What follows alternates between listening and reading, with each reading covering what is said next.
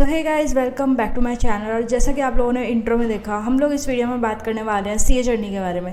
थोड़ा सा अपना ब्रीफ रेफरेंस दे देती हूँ। मैं एक सीए आर्टिकल हूँ और मैं इस वीडियो में आप लोगों को बताने वाली हूँ जो हमारे प्रिंसिपल हैं सीए अमनदीप सिंह सर, उनकी जर्नी कैसी रही, उन्होंने कैसे स्टार्ट किया, कैसे क्या हर्डल्स आए और क्या मिस्टेक्स हुई और कैसे उन्होंने उन चीज़ों से कोप अप किया, क्या करके वो एक सीए बन चुके।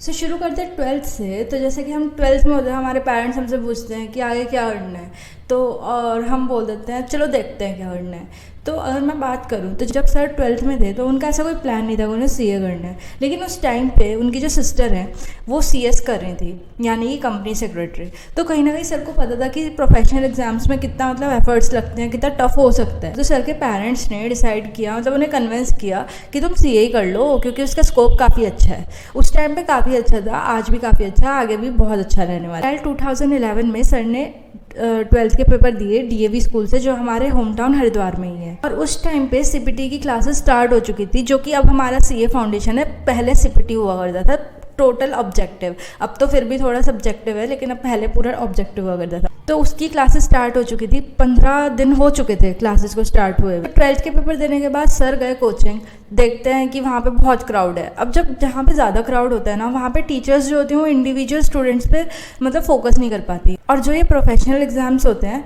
उनमें ये होता है कि एक स्टूडेंट को थोड़ा तो इंडिविजुअल फोकस चाहिए, कि टीचर्स बता सके तुम यहाँ पे स्ट्रांग हो, यहाँ पे वीक हो। तो सर ने डिसाइड किया कि वो सीपीटी अपने आप देंगे, क्योंकि सीपीटी हमारा पूरा 12th का अकाउंट्स है, बस एक सब्जेक्ट एक्स्ट्रा आता है लॉ, जो कि नया आता है और सर का एक अच्छा पॉइंट ये था कि उनका जो थ्योरी था वो काफ़ी स्ट्रॉन्ग था, तो उन्होंने लॉ में ज़्यादा उन्हें प्रॉब्लम आई नहीं। तो जून 2011 में उन्होंने सेल्फ स्टडी स्टार्ट करी और 50 दिन का कुछ रिवीजन लिया और फर्स्ट अटैम्प्ट में उनका सीपीटी क्लियर हो गया। उसके बाद सर ने दिल्ली यूनिवर्सिटी से बीकॉम डाल दिया।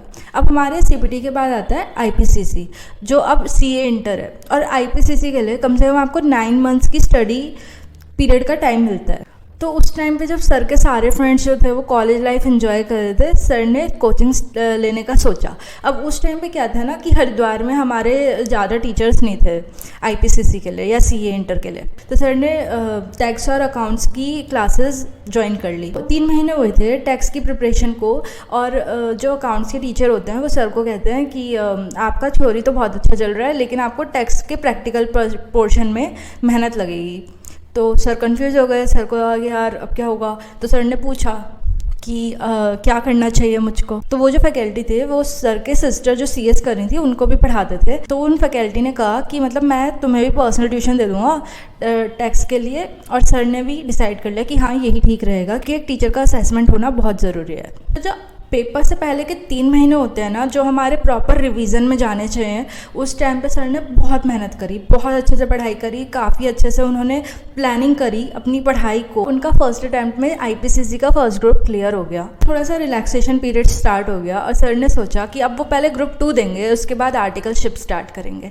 आर्टिकलशिप क्या होता है, हमें एक सीए के अंडर में प्रैक्टिस करनी होती है, पूरा एक सीए फॉर्म में जो काम होता है उन सब चीज़ों की, तो वो 3 साल की होती है।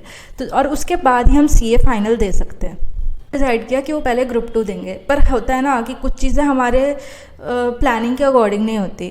सेम वही चीज़ हुई। सर का थ्योरी पोर्शन अच्छा था, प्रैक्टिकल में उन्हें चाहिए था कि थोड़ा और अच्छे से ग्रिप हो जाए, लेकिन हाँ थोड़ा प्लानिंग वगैरह में थोड़ा प्रॉब्लम हुआ और ग्रुप 2 फर्स्ट अटैम्प्ट में क्लियर नहीं हो पाया। अब सर थोड़े वरीड हो गए, क्योंकि उनका आर्टिकलशिप स्टार्ट नहीं हुआ था और उनका सीए फाइनल का जो अटैम्प्ट था वो काफ़ी डिले होता जा रहा था।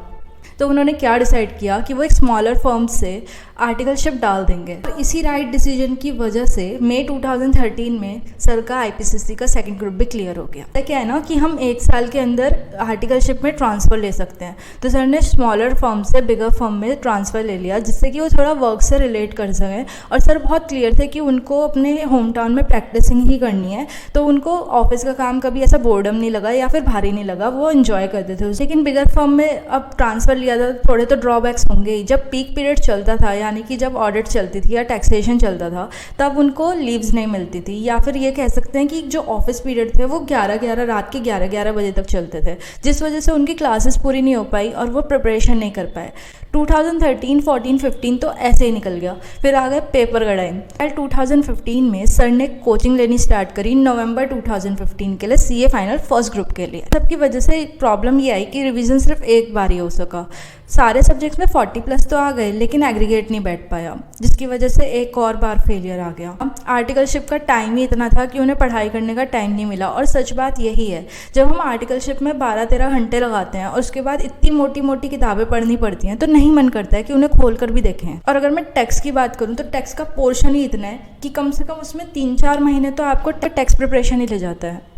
तो सर ने सारी पास्ट की मिस्टेक्स को एक बार देखा कि कहाँ कहाँ मिस्टेक हुई है, और फिर उन्होंने दोबारा से प्रिपरेशन स्टार्ट करी। और इस बार उन्होंने प्रिपरेशन इस पॉइंट ऑफ व्यू से करी कि उनके सारे सब्जेक्ट्स में एग्जाम्शन आए, जिससे कि एटलीस्ट 2 सब्जेक्ट्स में तो उनकी एग्जाम्शन आ ही जाएगी, और जो बचे हुए 2 सब्जेक्ट्स हैं उनमें 40+ आ जाएगा, तो एग्रीगेट बैठ जाएगा। अगेन मई 2016 में उन्होंने फाइनल का फर्स्ट ग्रुप दिया, और इस बार उनका क्लियर हो गया, जिसमें उनकी लॉ में एग्जाम्शन आई थी। बचा था last step to become a CA, यानी कि ग्रुप 2 सीए फाइनल का, जो कि उनका नवंबर 2016 में था। सारी पढ़ाई, सारी प्लानिंग, सब कुछ अच्छे से चल रहा था, एग्जीक्यूशन बहुत अच्छे से हो रहा था, रिविजन भी ठीक चल रहे थे। सर फुल्ली कॉन्फिडेंट थे कि इस बार तो सीए क्लियर हो ही जाएगा और वो सीए बन ही जाएंगे। लेकिन अगेन एक प्रैक्टिकल सब्जेक्ट की वजह से फिर से एक अटेम्प्ट रह गया।